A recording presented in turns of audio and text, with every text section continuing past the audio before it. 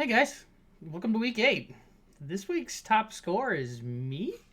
This has got to be some kind of mistake.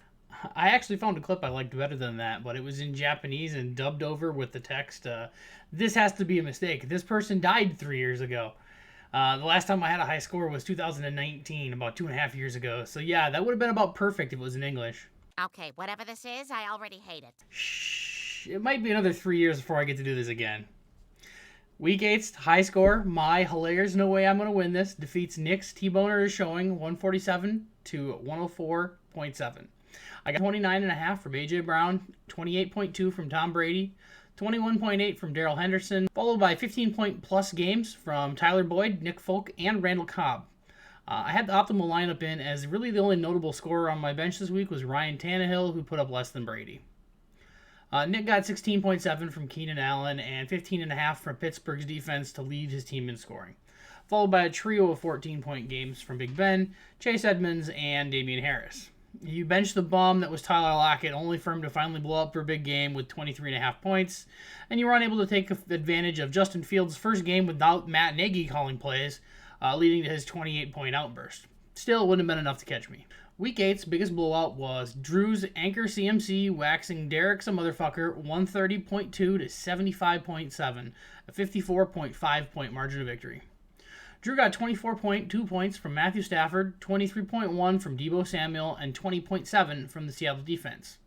Cordarrelle, I cannot say his name. Every week it trips me up. Cordarrelle Patterson added 16.7, Devontae Booker added 15, and T. Higgins 11.7 more. Could have grabbed a couple more points by getting Robert Tonyan in for Hunter Henry, but that won't be a problem anymore this season. What? To zone? Derek had an off week, dropping him out of first place with a loss, down to second so far. He got 19.3 from DK Metcalf and 13.9 from TJ Hawkinson. No other player got to double digits outside of Dallas Goedert on your bench. Rough week for James Robinson, who only put up 4.4 points before getting hurt, and Ezekiel Elliott, who only managed 9.3 in the win over Minnesota. Mike Williams has to be a concern as well. In his last 4 games, he had a 35.5 point game and 3 games under 4 points. Talk about a bust or boom player. Week 8's closest game, Lee's vaccine mandate sneaks past Tom's I Can See for miles and miles, 86.5 to 84.3, a 2.2 point margin of victory. Lee got 18 points from Boston Scott, 17.3 from Brandon Cooks, 12.6 from Trevor Lawrence, and 10.3 from Van Jefferson Jr. The weakest part of your lineup was your flex spot, where you only got 0.7 of a point from Rashad Penny. He had 7 carries for 7 yards and was stuffed twice trying to run into the end zone from a yard out.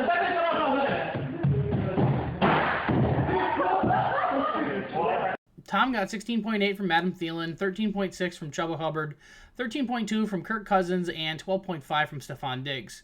You were really hurt by the 0 points that Emmanuel Sanders put up in your flex spot. He had 4 targets in the Buffalo win versus Miami, but was unable to pull any of them down. You could have gotten Jared Patterson's 4.6 points in at your flex spot, which would have been enough to give you the win. Maybe Miles Sanders put his potato player curse over to his shared namesake, Emmanuel, after he got hurt last week and went on to IR. Somebody has to stink up the joint with Miles on your team. Elsewhere, Josh's "Oh God, this again" crawled past Brandon's blown call, 71.8 to 63.2.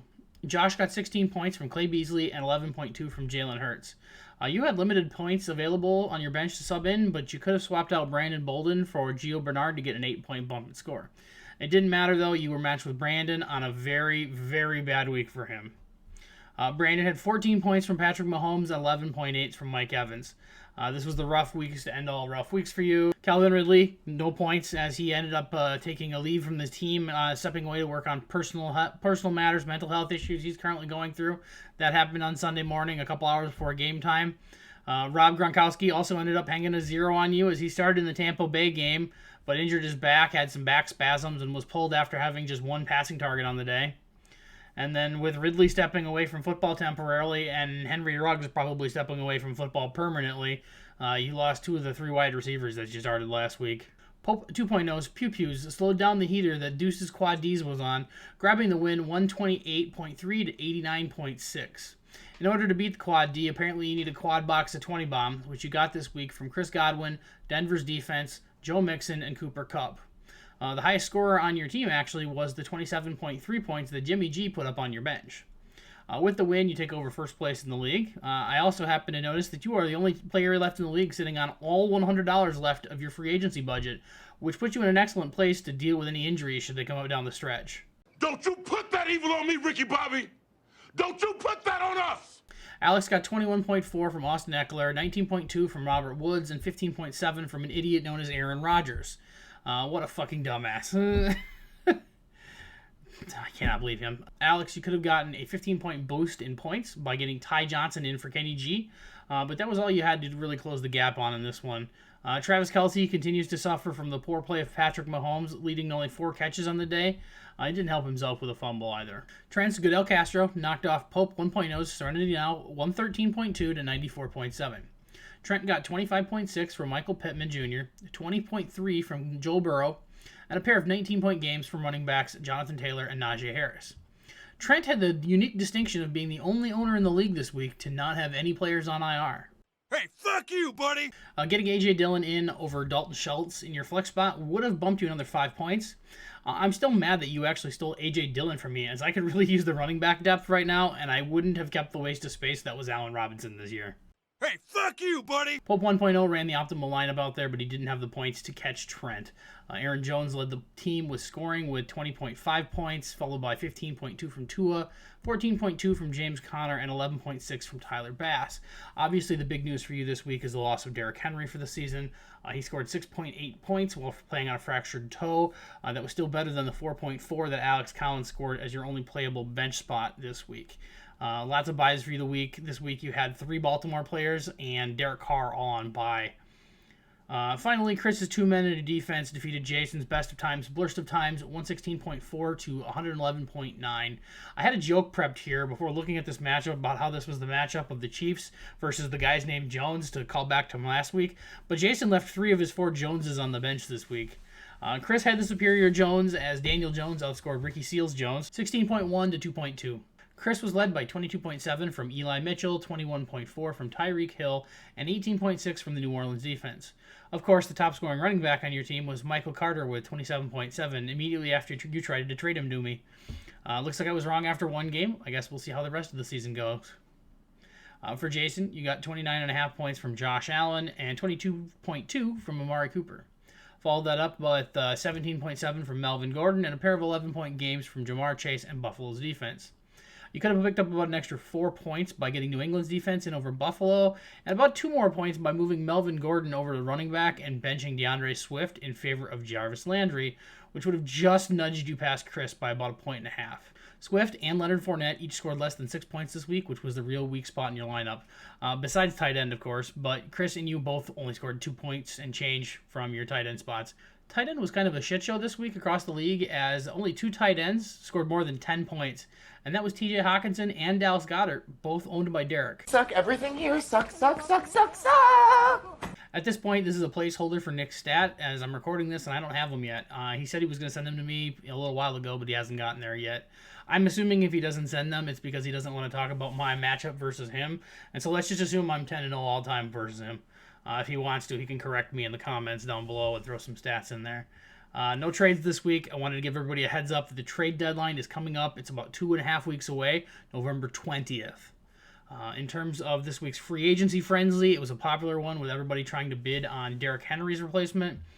Adrian Peterson went for $31 to Drew over the Scots, Lee and Tom. Carlos Hyde went for $7 to Scotty B over myself. And Jeremy McNichols went for $50 to Brandon over the Scots and Jason.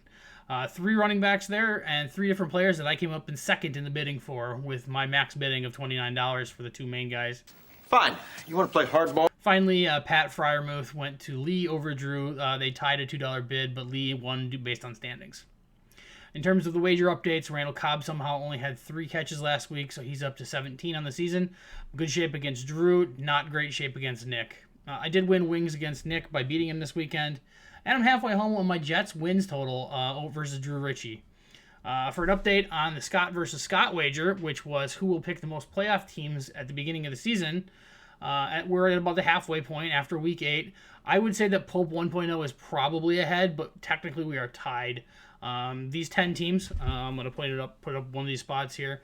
We're both picked by both of us, so in or out doesn't really matter in this situation. Really, it's just going to come down to the 4 teams that are on the screen right now. These are the ones that are different between the two of us. Currently, both of us have 2 in and 2 out.